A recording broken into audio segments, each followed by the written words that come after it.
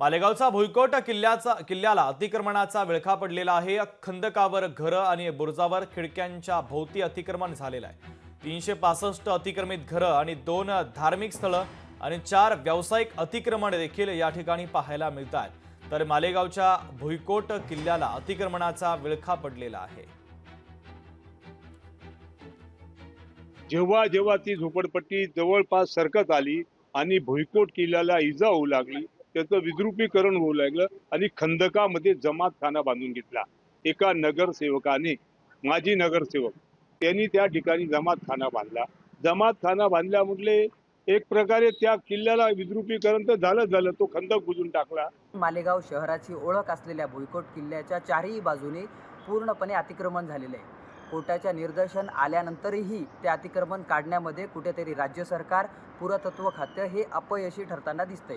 म्हणून मी राज्याच्या पुरातत्व खाता आणि राज्य सरकारला विनंती करतो की लवकरात लवकर ते अतिक्रमण त्यांनी काढावं, अन्यथा कायद्याच्या चौकटीत राहून आम्ही ते संघर्ष करू आणि जोपर्यंत ते अतिक्रमण निघत नाही तोपर्यंत आम्ही या संघर्षासाठी कार्य करू। या किल्ल्याच्या परिसरात मोठी जागा उपलब्ध आहे।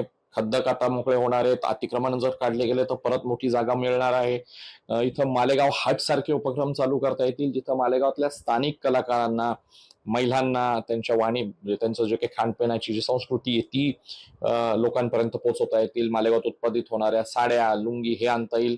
मालेगाव परिसरात जे फळावर तयार होतं ते तिथं आपल्याला विकता येईल। महिला बचत गटांना मोठ्या प्रमाणात वाव देता येईल आणि अशा अनेक गोष्टी ह्या मालेगाव किल्ल्याच्या माध्यमातून आपल्याला करता येईल। पण आता मात्र गरज आहे याच्यावरचं अतिक्रमण दूर होण्याची।